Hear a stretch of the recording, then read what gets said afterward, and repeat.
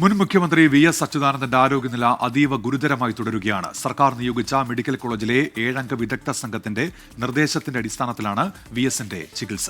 നിലവിൽ 72 മണിക്കൂർ നീണ്ടു നിൽക്കുന്ന ഡയാലിസിസ് തുടരുകയാണ്. സലീം മാലിക്കാണ് തിരുവനന്തപുരത്ത് നിന്ന് വാർത്തയുടെ വിശദാംശങ്ങളുമായി ചേരുന്നത്. Saleem, good morning.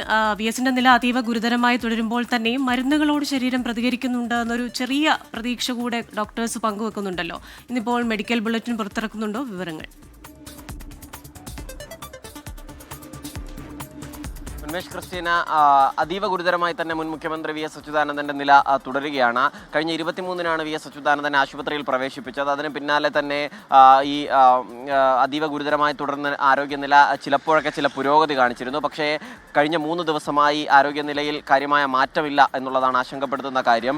അതീവ ഗുരുതരമായി തന്നെ ഇപ്പോഴും ആ നില തുടരുകയാണ്. ഇന്നലെയും ഡയാലിസിസ് തുടർന്നിരുന്നു. 72 മണിക്കൂർ തുടർച്ചയായി ഡയാലിസിസ് എന്നുള്ളതാണ് ഡോക്ടർമാർ നിലവിൽ നിർദ്ദേശിച്ചിരിക്കുന്നത്. ഇപ്പോൾ വെന്റിലേറ്റർ സപ്പോർട്ടിനൊപ്പം തന്നെ CRRT, ആന്റിബയോട്ടിക് എന്നീ ചികിത്സകൾ കൂടി നൽകി വരുന്നുണ്ട്. അത് തുടരാനാണ് ഏറ്റവും ഒടുവിൽ ചേർന്ന മെഡിക്കൽ ബോർഡിൻ്റെയും തീരുമാനം. ഇന്നും മെഡിക്കൽ ബോർഡ് 11 മണിക്ക് ശേഷം യോഗം ചേരും. അതിനുശേഷം ചികിത്സയിൽ ഏതെങ്കിലും നിലയിലുള്ള മാറ്റം വരുത്തണോ എന്നതുൾപ്പെടെയുള്ള കാര്യങ്ങൾ അവർ തീരുമാനിക്കും. 12 മണിയോടുകൂടി ഇന്നും മെഡിക്കൽ ബുള്ളറ്റിൻ പുറത്തു വരും എന്നുള്ളതാണ് മനസ്സിലാക്കുന്നത്.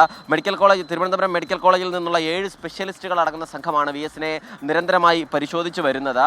നിലവിൽ രക്തസമ്മർദ്ദം വളരെ താണ നിലയിലാണ് എന്നുള്ളതാണ്. അതിൽ കാര്യമായ പുരോഗതി ഇല്ല എന്നുള്ളതാണ് ഏറ്റവും ആശങ്കപ്പെടുത്തുന്ന കാര്യം. അതേസമയം മരുന്നുകളോട് പ്രതികരിക്കുന്നുണ്ട് എന്നുള്ളതും 15%-ലധികം തലച്ചോർ പ്രവർത്തിക്കുന്നു എന്നുള്ളതുമാണ് ഡോക്ടർമാർ ഇപ്പോഴും പറയുന്നത്. അതുകൊണ്ട് തന്നെ നിലവിൽ നൽകുന്ന ചികിത്സ തുടരുക എന്നുള്ളതാണ്. അത് ഒരു 72 മണിക്കൂറത്തേക്ക് നിലവിൽ നൽകുന്ന ചികിത്സ തുടരുക. അതിനുശേഷം ചികിത്സയിൽ ഏതെങ്കിലും നിലയിലുള്ള മാറ്റം വരുത്തണോ എന്നുള്ള കാര്യം ആലോചിക്കാം എന്നുള്ളതാണ് മെഡിക്കൽ സംഘത്തിന്റെ നിലവിലെ തീരുമാനം. ഉന്മേഷ് ക്രിസ്റ്റീന. സലീം മാലിക്കാണ് തിരുവനന്തപുരത്ത് നിന്ന് വിശദാംശങ്ങൾ നൽകിയത്.